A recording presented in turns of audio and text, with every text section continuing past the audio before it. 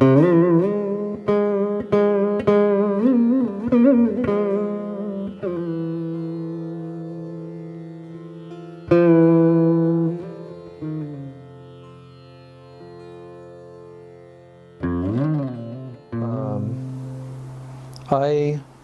first saw Srila Narayana Maharaj when the evening of November 14th, 1977, I was present in Vrindavan when our beloved Srila Prabhupada, Srila A.C. Bhaktivedanta Swami Prabhupada, performed his final pastime, and he departed into Nitya Lila. And I was very fortunate to be present there in the room while he was going to Krishna Loka. And immediately after, we began to perform Srila Prabhupada's abhishek and dressing and getting him ready to be brought into the temple room, his divine transcendental form carried on palanquin. And the plan was that Srila Prabhupada would remain there throughout the night as we performed kirtan in front of his Vyasasan. So this was because the residents of Vrindavan requested that they could have one last darshan of Srila Prabhupada before his samadhi. So therefore all of the devotees stayed in the temple room all throughout the night. And this was from about 7:30 or 8 o'clock in the evening till about 6 o'clock in the morning. And of course this was a most emotional moment for all of us disciples of Srila Prabhupada, who is and was our life and soul. And now he's performed this final lila, which we were thinking it may happen, but until it happens, you cannot project how it will affect you. So it was many, many thoughts going through the minds and hearts of all the devotees. What this will now mean for the Hare Krishna movement and the leaders of the movement, how they will direct everything, how all the devotees will continue with this mission, and how we will go on in the absence, the physical absence of our Srila Prabhupada. So we assembled there in the temple room after circumambulating the temple, carrying Srila Prabhupada on the palanquin. Then he was placed on the Vyasasan. And at that time, Guru Puja was performed. The first Guru Puja after his departure. And that emotional moment, there was a very wonderful Vaishnava who was singing at that time the Guru Puja song, Shri Guru Charana Padma. And it was a Vaishnava who I had not seen before, elderly, Indian-bodied sannyasi. So I assumed that he was either a godbrother of Srila Prabhupada or someone very near and dear to Srila Prabhupada. So as he was singing, I was very much impressed, deeply impressed and affected by the emotion in his voice, the mood of dedication. And at the end of the kirtan, he began to sing again and again, Jaya Prabhupada, Jaya Prabhupada, and we were all responding. So I remember that upon seeing him and hearing his kirtan, then I asked a godbrother who probably would know him. I said, "Who is this sannyasi? Who is he?" And then he said, "Oh, this is Bhaktivedanta Narayana Maharaj from Mathura."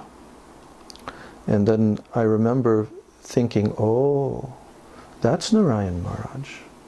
Because in the days prior to Prabhupada's departure, Srila Prabhupada had mentioned, we all were hearing what was happening every day in Prabhupada's room, and I was also going into Prabhupada's room every day for probably an hour and a half or 2 hours minimum per day.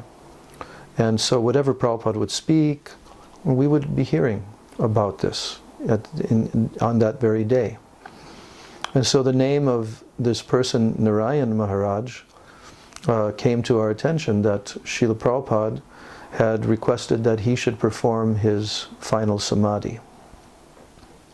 And so when I was now seeing him and hearing his kirtan and becoming very much impressed, and then I asked this godbrother, who is he?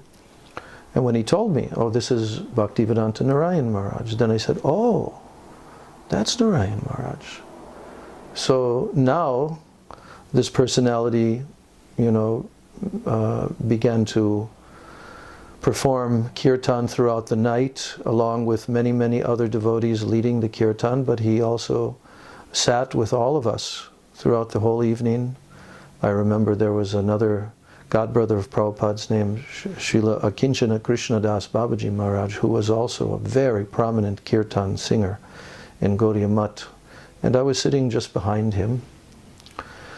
And so throughout that evening, all through the night, we tried our best to stay in the temple room.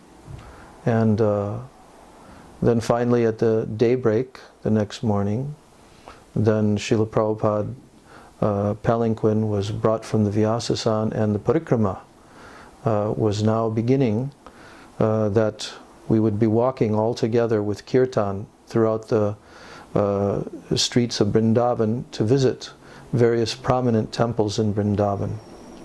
And that went on for a couple of hours.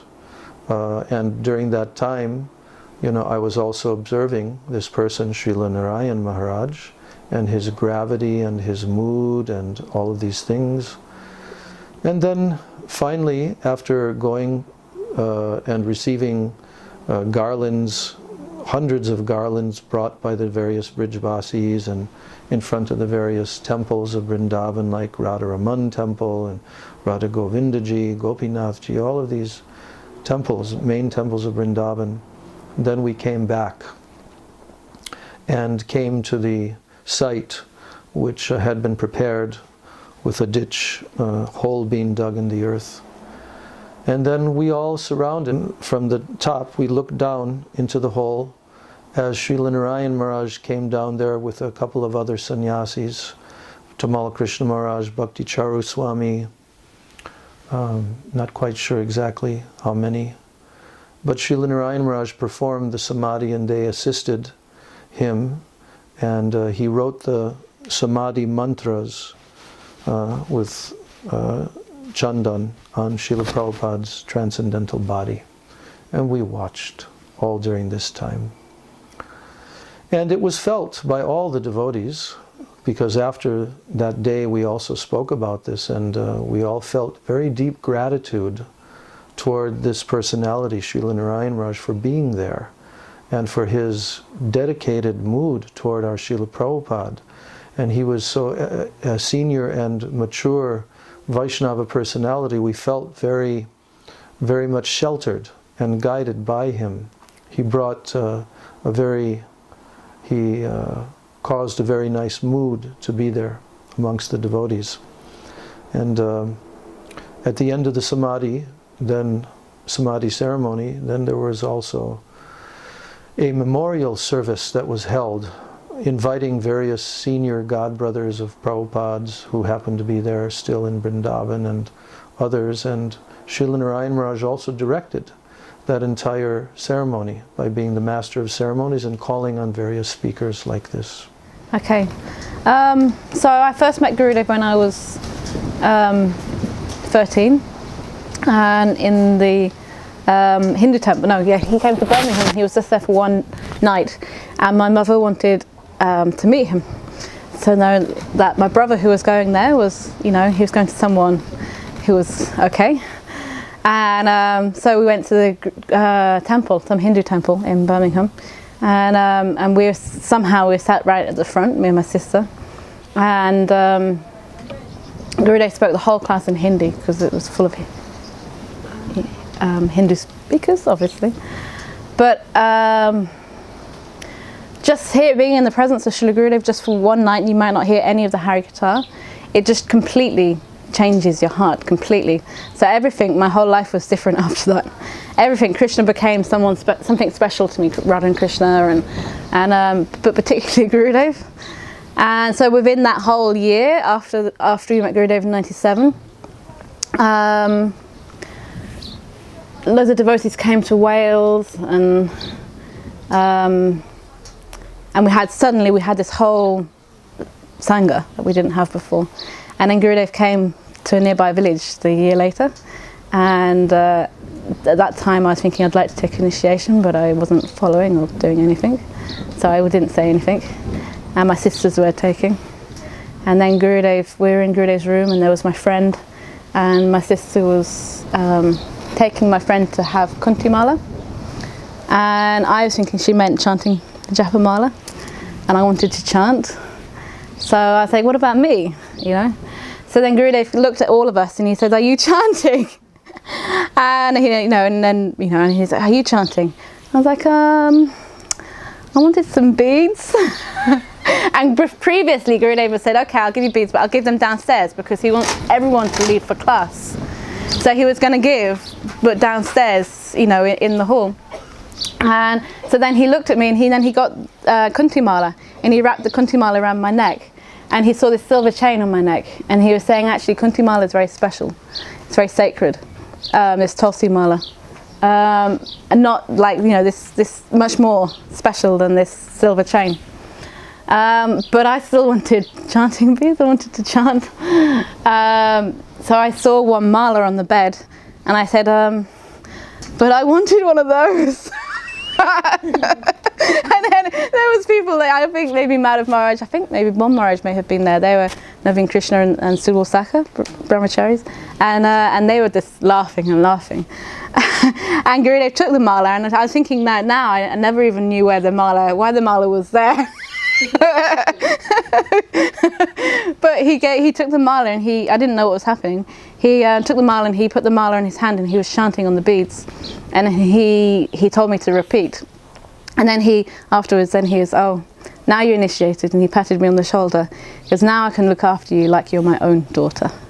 And I was like, wow. I was thinking, what happened, I was like, what happened? I think I just took initiation. So then after that I went home, and I was thinking, I guess I better start chanting, I better start offering my food. And but Gurudev is amazing how actually you see the whole from the very beginning, how he was laying everything out for us, even to the point of coming to our, just down the road where we live, nearby village, and just, setting, I didn't even know, we're just little girls, we didn't know anything. I wasn't even looking for anything, we're just girls, Yeah, I met Gurudev when I was like 9 years old. I had really no interest in Krishna consciousness. I grew up in it, but it was just kind of over my head. I was into like video games and playing with my friends. And I went to my mum brought me to Salt Spring. It was in Canada, Salt Spring Island, and Gurudev was coming there to visit. And I remember all these devotees doing kirtan for a long time, waiting for his car to come. And I'd never really seen a sadhu or somebody dressed all in this like pink cloth. I was watching from kind of like up on some stairs. My friends and I were kind of like smirking at the adults, like, oh, what are these crazy people doing? And then I saw my mum was all of a sudden she was talking to him, and I was like, oh no, I'm missing out. I'm missing out on the attention, on the fun. And so I like ran down the stairs, and all of a sudden I was, some people pushed me in front of Gurudev, and so all of a sudden I'm standing there looking up at him, and he's just giving me the warmest, biggest smile and these bright blue eyes looking at me.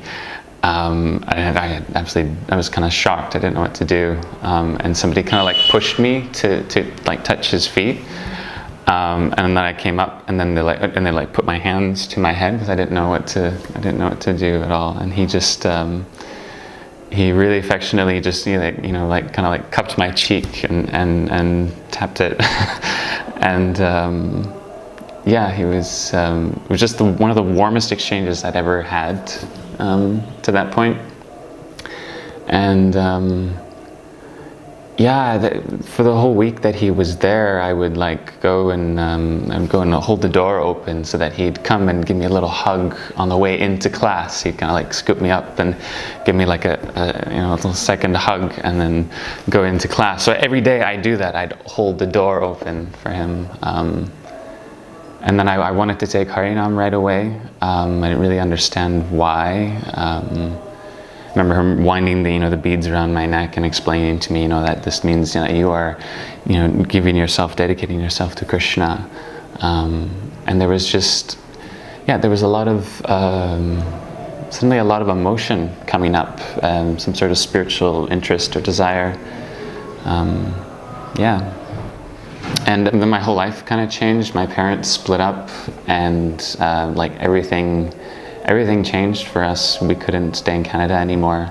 My mom decided India was the best place to be close to Gurudeva, be close to his devotees, and so we ended up living here for the next 10 years or so, 8 years, I guess.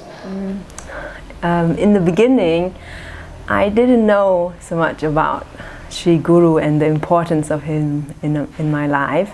I was more attracted to the Hare Krishna program and the devotees and singing. Everybody's so beautiful, and they invited me to come to the Italian festival in 2004. And I remember then, how the devotees are. They're very excited about everything, and they tell you, there's a very special darshan with Gurudev, and I have to come. So I thought, okay, I'm coming. And my impression was that everybody just sitting in silence and staring at him. And then from time to time, someone would say a question, and then he would say something, and then it was like a long period of silence again. So I was thinking, that's strange, why is everybody just coming to sit and stare at him like that? And then by the end of the festival, I took Harinam initiation, but then the year after, in 2005, when I went to Navadvip Dham, then I took initiation, Diksha initiation, and that was the time when he actually kind of stole my heart. I remember sitting like in the class, and I heard, I didn't have the capacity to understand the whole class. But just sometimes some sentences come in, and then I heard that, my heart is so hard because I have done so much offenses, so I cannot recognize the saintly person. So I was really worried about that. I was thinking, oh my God, I have done so much offenses. I was a little bit extreme, I guess. And so I was praying to the Dham, and then at the moment, I think Gurudev gave me some mercy. So he after that, then all of a sudden, when I walk around, I saw all the Vaishnavas were like glowing, and I was like, oh my God, this is like a special place here. Everyone is glowing, and especially Gurudev, he was like all pervading. I could feel like he was sitting on his asana, and the whole hall, which big as a football field, was pervading of his mood, and so I completely fall in love with him. It's like, oh yes, and I was running after him. I remember I was running, and ran in front of the parikrama, and just Gurudev used to be walking, in the front with the Vaishnavas. I would from the back, I would run to the front to be, as much close as possible. And and I remember that. Yeah, I remember one instant I was like running, and all of a sudden like an arm, like someone hold me back, like an arm, and I was like, it's all kind of dramatic, my remembrance. So I turned around, and it was my friend holding me, and I was like push him away, and then it's like I was thinking no one's gonna stop me, and then running to the front. Anyway, so yeah, he captured me in that way, and then he say also very sweet to me, and I took initiation.